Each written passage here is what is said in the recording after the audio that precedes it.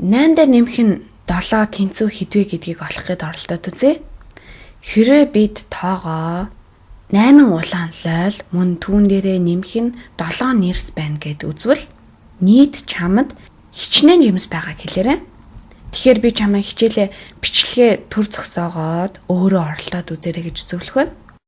За би чамайг өөрөө бодож үзсэн гээд цааш нь үргэлжлүүлье. Тэгэхээр энэ бодлогоо өөр аргаар хэрхэн бодох талаар би жоохон бодлоо. Би эхний сагсаа 10 жимсээр дүүргэх ёстой. Тэгвэл өөрт байгаа улаан лайл дээрээ нэмээд энд байгаа 7 жимснээс хичнээн жимсийг нэм шийхэд миний сагс дүүрхийг харуулъя. 1 улаан лайл, 2 улаан лайл, 3 улаан лайл, 4 улаан лайл, 5 улаан лайл, 6 улаан лайл, 7 улаан лайл, 8 улаан лайл байна. Одоо 8 улаан лайлан дээрээ 7 нэрсээ нэмье. Тэгэхээр 1 2. Одоо харин би төр зогсъё. Учир нь би сагсаа 10 ширхэг жимсээр дүүргэж эхлэв.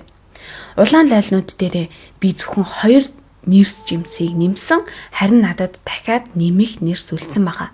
Гэтэ би 2 нэрсээ нэмснээрээ 10 ширхэг нэг багц жимстэй болсон.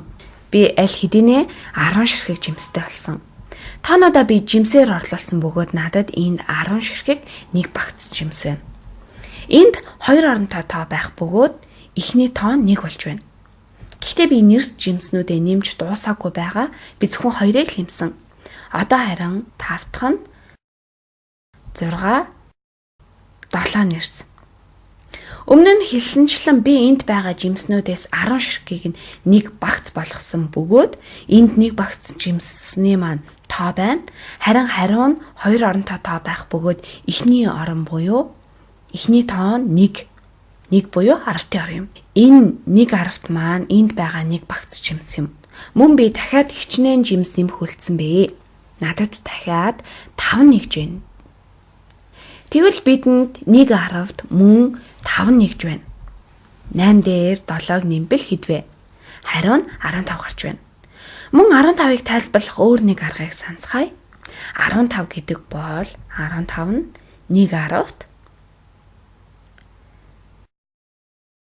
5 бол 5 нэгж.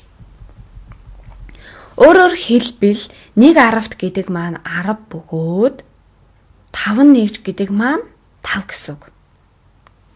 Тэгвэл 8 дээр 7-г нэмэхэд 15 бөгөөд энэ тоо бол энэ бичлэгийн маань гол зорилго байлаа.